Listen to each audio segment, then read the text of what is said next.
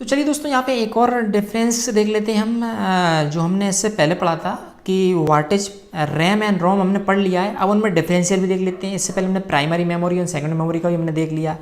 तो difference between RAM and रोम में difference आखिर क्या होता है, उसको आप यदि थ्योरेटिकल लिखना है, नोट्स तैयार करना है, एग्जाम में लिखना है, तो किस तरीके से आपको लिखना है उस तरीके से मैंने यहाँ पे नोट डाउन किया। बेस्ट से बेस्ट पॉइंट मैंने यहाँ पे कलेक्ट किए ताकि आपके लिए बेस्ट हेल्प हो सके, आपके अच्छे से अच्छे नोट्स तैयार हो सकें एग्जाम के लिए।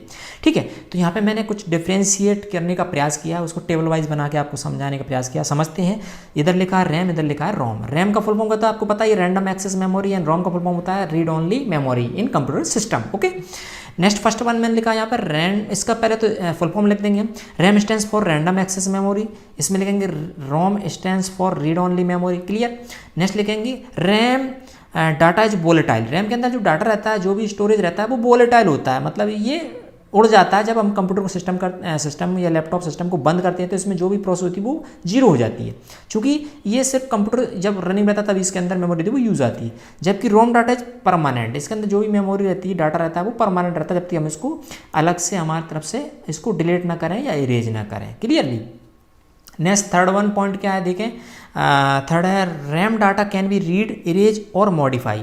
रैम के अंदर जो डाटा रहता है उसको रीड कर सकते हैं, इरेज कर सकते हैं, मॉडिफाई कर सकते हैं, मतलब कॉपी पेस्ट इसके अंदर हम कर सकते हैं, एडिट कर सकते हैं रैम के डाटा को। जबकि रोम के डाटा को ओनली रीड ओनली किया जाता है, इसके अंदर एडिट मॉडिफिकेशंस कुछ नहीं कर सकते रोम के अंदर।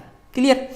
नेक्स्ट पॉइंट आप लिख सकते हैं यहाँ पे फोर्थ नंबर का, the data store in RAM is used by the CPU in real time to run the computer. Okay, जबकि the data store in RAM ROM is use by CPU only when it is transfer to RAM. इसके अंदर जो data रहता है, जब computer use करता चलता है हमारा, जब CPU रनिंग में रहता है, उसको जरूरत पड़ती है कुछ इंस्ट्रक्शंस कुछ डाटा की, तो यहाँ से इसको डाटा को पहले रैम में ले जाता है, वहाँ से उसको एक्सेस करता है। जबकि रैम के अंदर ये डाटा को है तो डायरेक्टली उसको एक्सेस कर लिया जाता है कंप्यूटर के द्वारा, CPU के द्वारा, प्रोसेसर के द्वारा।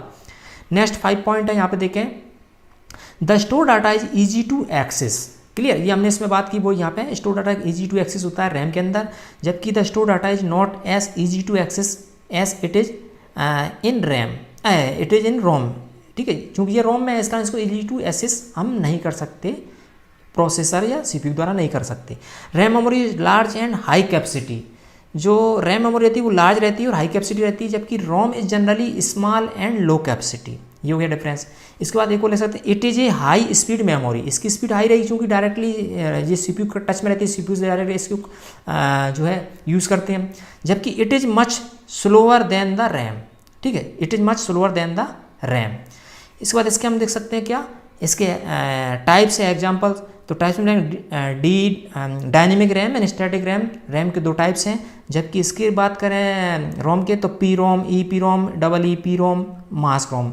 इसको मैंने बताया भी इससे पहले वीडियो में, programmable read only memory, erasable programmable read only memory, electrically erasable programmable read only memory और मास रोम।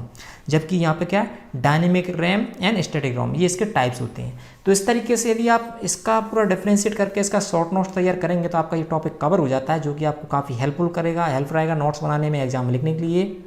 जो मैंने बेस्ट से बेस्ट जो पॉइंट थे वो डिफरेंस करने का प्रयास किया। और फिर भी कोई डाउट है कोई कमेंट कर पूछ सकते हैं। और इस प्रकार की इंटरेस्टिंग नॉलेजेबल कंप्यूटर से रिलेटेड या इंजीनियरिंग से रिलेटेड वीडियो से लेक्चर आप चाहते हैं तो सब्सक्राइब कर लें हमारे इस इंजीनियरिंग यूट्यूब चैनल को। मिलते हैं अगली एक और इस प्रकार कंप्यूटर से रिलेटेड या अन्य एजुकेशन रिलेटेड वीडियो के साथ। तब तक के लिए नमस्कार दोस्तों।